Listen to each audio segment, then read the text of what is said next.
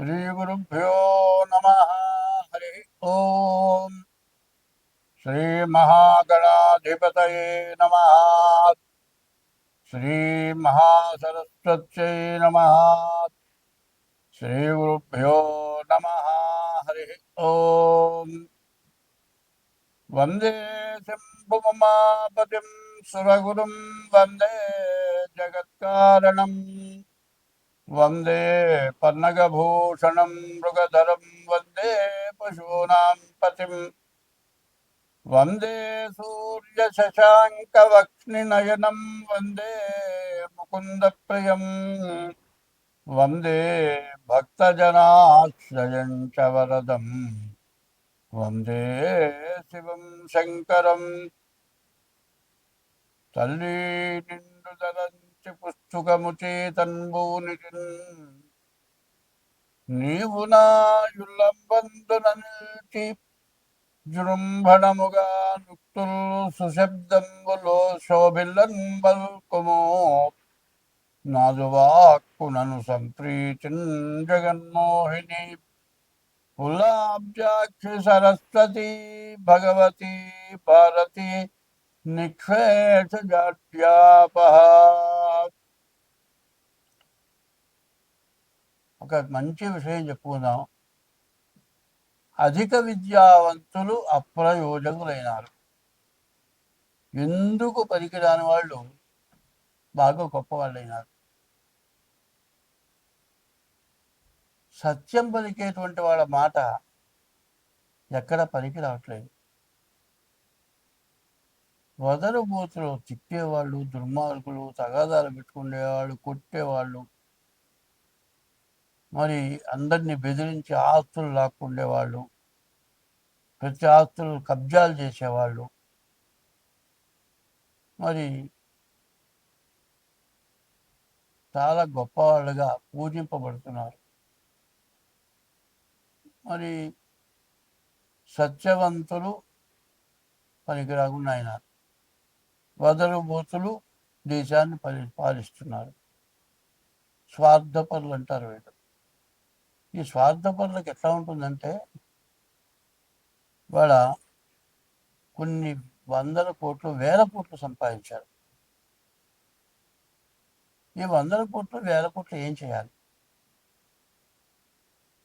ఈ వందల కోట్లలో, వేల కోట్లలో ఆలోచిస్తే ఒక్క షర్ట్ ఉందండి, తొడుకుల చొక్కా, అది ₹1,00,000 చొక్కాట, 5 లక్షల రూపాయల ప్యాంటు, పెట్టుకునే వాచ్ వచ్చాడు ₹1,00,000. అసలు ఇది ఏమిటి? దేనికి ఎందుకు ఖర్చు పెడుతున్నాం? అదే సవ్యంగా సంపాదించిన డబ్బులైతే ఇట్లా పెట్టుకుంటాం. వాచ్ అని ఇప్పుడు గడియారం ఉందండి, మరి 200-300 పెడితే కరెక్ట్ అయిన వాచ్ వస్తుంది. అదైనా టైం చూపించేదే, ఇదైనా టైం చూపించేది. మరి గొప్పగా ఉండటం కోసమని ఇట్లాంటివి చేయటం ఎక్కువ అవుతుంది. మరి ఇట్లాంటి వాటి వల్ల వచ్చే ప్రయోజనం ఏమిటి?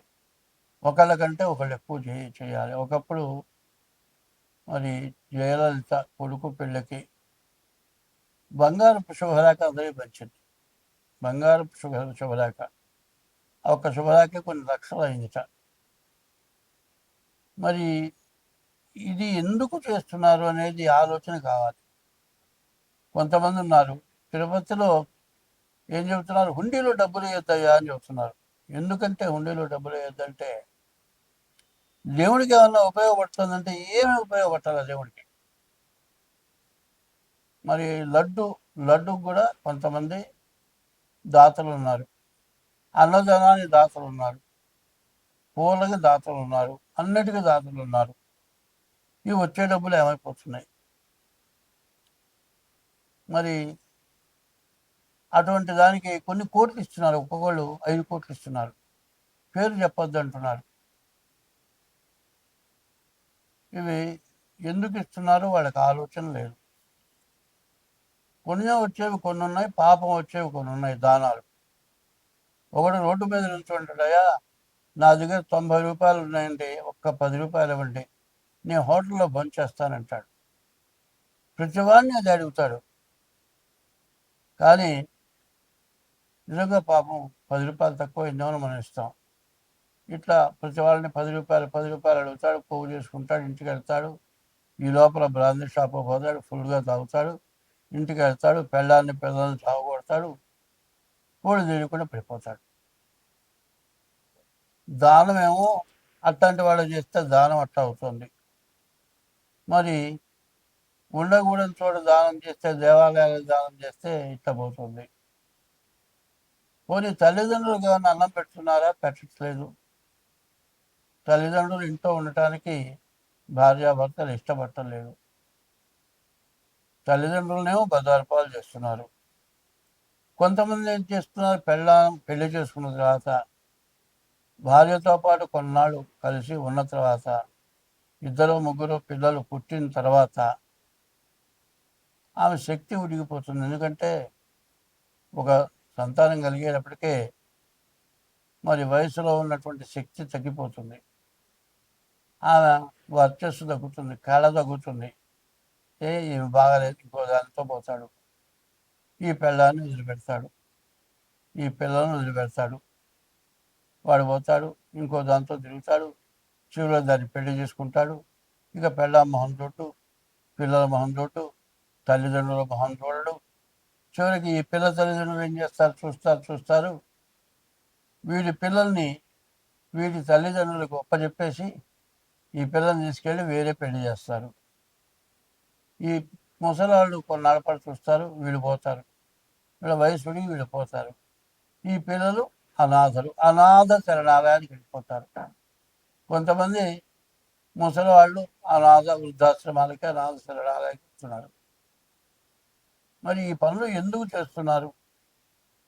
తర్వాత చేసుకున్న భార్య మధ్యలో వదిలేశావు, కొత్త దాంతో పోయినావు. నీ సంపాదన చూస్తుంది, నీ సంపాదన కోసం వచ్చింది అది. ఎందుకంటే నీ దగ్గర డబ్బులు మొత్తం ఉంచుకుంటుంది. ఇంకా నీ దగ్గర ఏమీ లేదన్నప్పుడు నిన్ను వదిలేసి ఇంకోటితో వెళ్ళిపోతుంది. ఇటు వెళ్ళడం బాయ, అటు ఉంచుకున్నది బాయ. కన్న తల్లిదండ్రులు లేకుండా పోయే, మరి కన్న పిల్లల సంబంధం లేకుండా పోయాయి. చివరికి వాడి జీవితం అవుతుంది, వృధా అయిపోతుంది. మానవుడి జీవితానికి ఏది కావాలని తెలియదు. మరి ఇదంతా కూడా యవ్వనం చాలా తక్కువ. 100 సంవత్సరాలు మనిషి ఆయుష్లో సరిగ్గా బాగా ఆరోగ్యంగా ఉండే యవ్వనం 10 ఏళ్ళు 15 ఏళ్ళు. ఈ 15 ఏళ్ళ లోపల చేయరాని పనులన్నీ చేసి జీవితాలు నాశనం చేసుకొని వాళ్ళు బజార్న పడి అందరినీ బజార్న పెట్టి ఇవాళ మన వివాహ వ్యవస్థ ఇక వద్దు, నాకు పెళ్ళి వద్దు అనేటువంటి ఆడపిల్లలు, నాకు పెళ్ళి వద్దు అనేటువంటి మగపిల్లలు తయారైపోయినారు.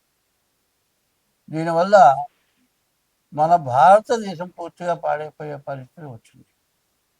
దీనివల్ల విపరీతమైన పాపం వచ్చింది. తల్లిదండ్రుల్ని కానీ భార్యని హింసిస్తే ఆ పాపం దేశానికి కొడుతుంది. కాబట్టి దీనివల్ల అందరం నష్టపడుతున్నాం. దీన్ని జాగ్రత్త పడాల్సిన అవసరం చాలా ఉంది.